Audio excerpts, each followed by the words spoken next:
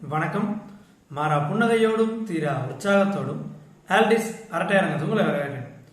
இன்னைக்கு வீடியோவில் சென்னை புத்தக திருவிழா 2025 முடிய போகுது. ஸோ இந்த புத்தக திருவிழாவில் வாங்குறதுக்காக நீங்கள் சஜஸ்ட் பண்ண புத்தகங்கள் இதைத்தான் பார்க்க போகிறோம். வியூவர்ஸ் கமெண்ட், நீங்கள் ஒவ்வொரு வீடியோலையும் என்னென்ன கமெண்ட் பண்ணியிருக்கீங்க, என்ன புக்ஸ் வாங்க சொல்லியிருக்கீங்க அப்படிங்கிறதான் பார்க்க போகிறோம். கூடுதலாக இன்னொரு விஷயம், ஏன்னா லாஸ்ட் வீக்கெண்ட் வந்துருச்சு, ஜனவரி 12 முடியுது. இந்த ஜனவரி 12 நானும் சென்னை புத்தக திருவிழாவுக்கு வரேன். முதல் நாள் வந்தேன், திருப்பியும் கடைசி நாள் வரேன். ஸோ பார்க்க விரும்புவர்கள், ஏன்னா நிறைய பேர் சொன்னாங்க நம்ம மீட் பண்ணலாம் அப்படின்னு. ஸோ மீட் பண்ணலாம் வாங்க அப்படின்னு தான் கூப்பிட்றேன். ஏன்னா நண்பர்கள் ஒரு சிலர்லாம் சொல்லியிருக்காங்க வாங்க நம்ம பார்க்கலாம் அப்படின்னு.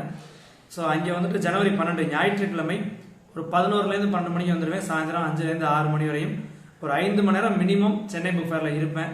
வாங்க நிறையா டிஸ்கஸ் பண்ணுவோம் புத்தகங்களை பற்றி, அல்லது சேனல் அடுத்தடுத்து நீங்கள் என்ன எதிர்பார்க்குறீங்க, என்ன செய்யலாம்.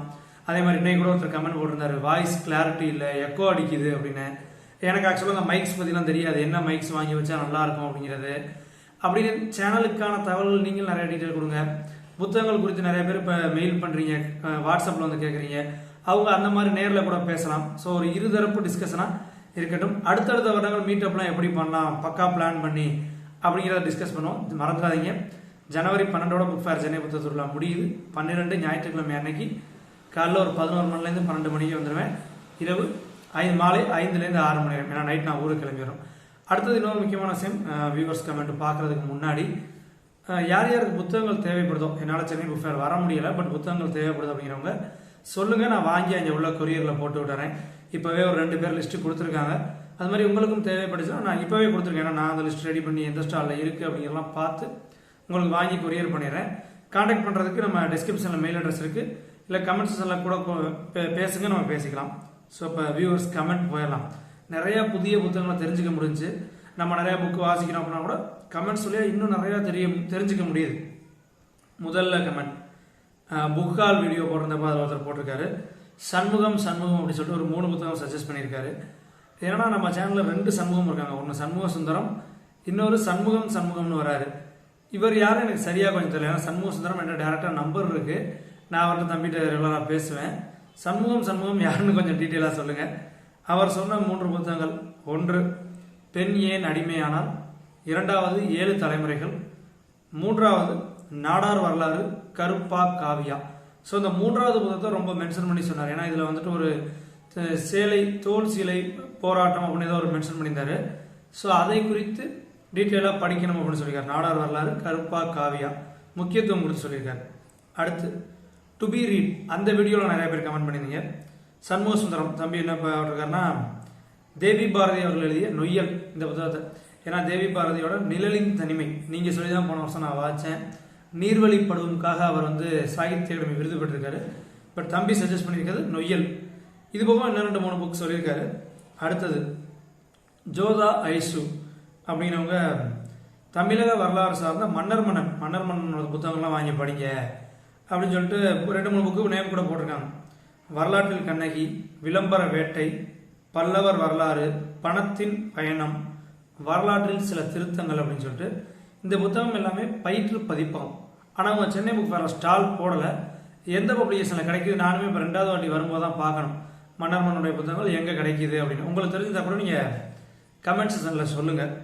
அடுத்தது சாங் சைக்கோ அப்படிங்கிறார். ஆக்சுவலாக இது ஒரு ப்ராப்ளம்ங்க. நிறைய பேரோட கமெண்ட் நீங்கள் அடித்து முடிச்சு நீங்களே பாருங்கள் உங்கள் நேம் எப்படி டிஸ்பிளே ஆகுதுன்னு. அந்த நேம்லாம் நிறைய பேர் செட் பண்ணாமல் வச்சுருக்கீங்க. சில பேரோட நேம் வந்து ஏதோ கோட் வேர்டு மாதிரி வருது, சில பேர் இந்த மாதிரி சாங் சைக்கோ இப்படிலாம் வருது. ஸோ நீங்கள் டைப் பண்ணி கமெண்ட் போடுறீங்க, உங்களுடைய பேர் ஒழுங்காக இங்கே டிஸ்பிளே ஆகணும்னா நீங்கள் கீழே அந்த கமெண்ட்லேயே எடிட் பண்ணி உங்களுடைய பேர் அட்லீஸ்ட் எந்த டிஸ்ட்ரிக் அந்த மாதிரி போட்டிங்கன்னா நம்ம நீண்ட காலத்துக்கு நல்லா தெரிஞ்சுக்க முடியும் யார் எங்கேருந்து பேசுகிறீங்க அப்படிங்கிறதான். சாங் சைக்கோ 3 புத்தகம் சொல்லியிருக்காரு. கடல் புறா சாண்டிலியனோடது. அடுத்து எஸ் ராமகிருஷ்ணன் அவர்கள் எழுதிய எனது இந்தியா. இப்போ தான் நம்ம எஸ்ராவோட மறைக்கப்பட்ட இந்தியா படித்தோம். அடுத்து எனது இந்தியா சொல்லியிருக்காரு. அடுத்து வேறு நம்ம சேனலில் எப்படி நோட் பண்ண மாட்டாருன்னு தெரியல, ராஜேஷ்குமார், இந்திரா சவுந்தரராஜன், சுஜாதா இவங்க நாவல்லாம் படிங்க அப்படிங்கிறாங்க. ஆனால் நானே இவங்க நாவலை வந்துட்டு ரெகுலராக சஜஸ்ட் பண்ணுவேன். ராஜேஷ்குமார் இப்போ தான் ஒரு டைம் படிச்சிருக்கேன் அப்படின்னா கூட சுஜாதா, இந்திரா சவுந்தரராஜன், பட்டுக்கோட்டை பிரபாகர் இதெல்லாம் நானே ரெகுலராக சஜஸ்ட் பண்ணக்கூடிய ஒரு சில புத்தகங்கள் தான். ஸோ அதை தான் அவரும் மென்ஷன் பண்ணியிருக்காரு.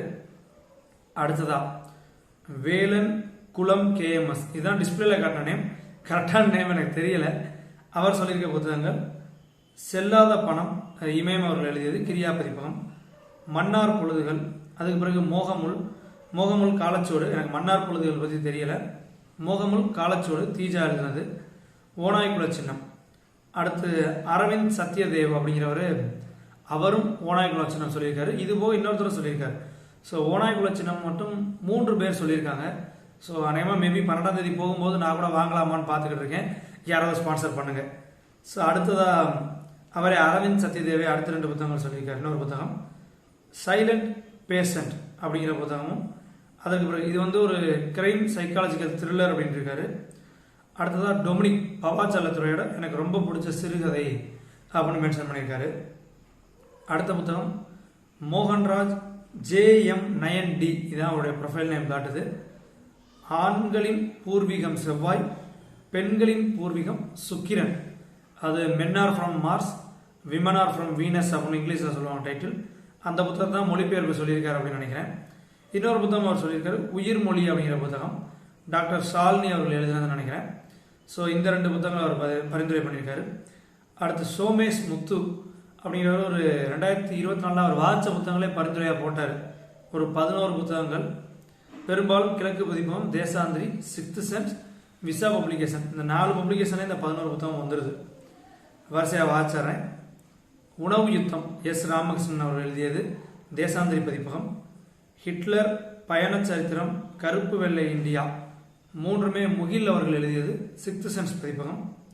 அதற்கு பிறகு கிமு கிபி மதன் அவர்கள் எழுதியது, கிழக்கு பதிப்பகம்.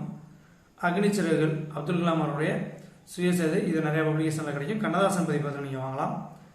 அடுத்ததா வாஷிங்டனில் திருமணம், சாவி அவர்கள் எழுதியது, இது அலையன்ஸ் கம்பெனி, அலையன்ஸ் பதிப்பகத்தில் கிடைக்கிது. அடுத்து மறைக்கப்பட்ட இந்தியா, இதுவும் எஸ்ரா, தேசாந்திரி பதிப்பகம்.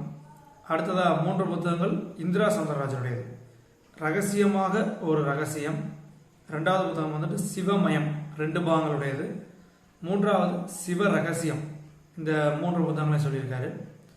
இதற்கு பிறகு சரவணகுமார் ஒரே புத்தகம், ஓநாய்குல சின்னம்.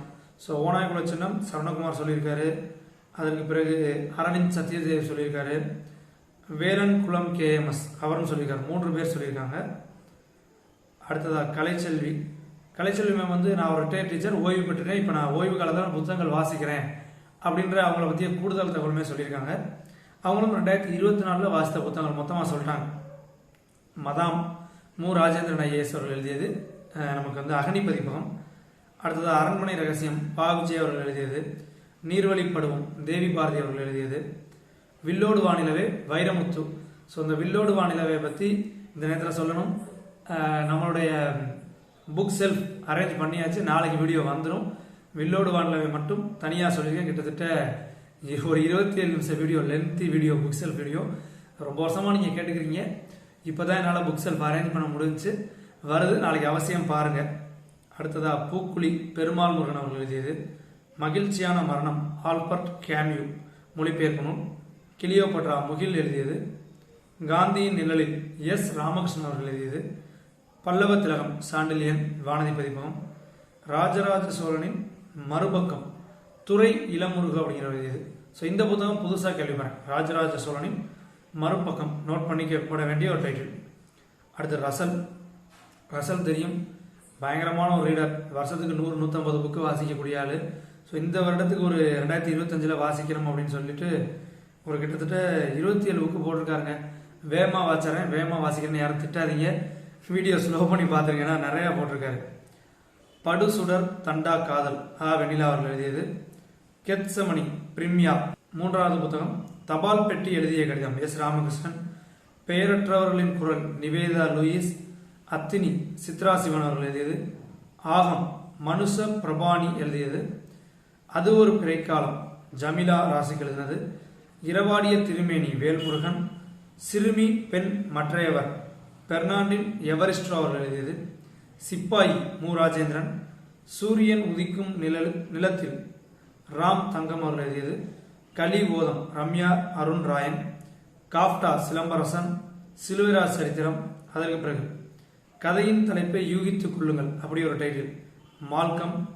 காதல் சரி என்றால் சாதி தப்பு, பெருமாள் முருகன் எழுதியது. உறங்கும் அழகிகளின் இல்லம், யசுனாரி கவிப்பட்டா ஹரிசங்கர் அப்படிங்கிற எழுதியிருக்காங்க. யானைகளின் கடைசி தேசம், மு ராஜேந்திரன் ஐஏஎஸ்.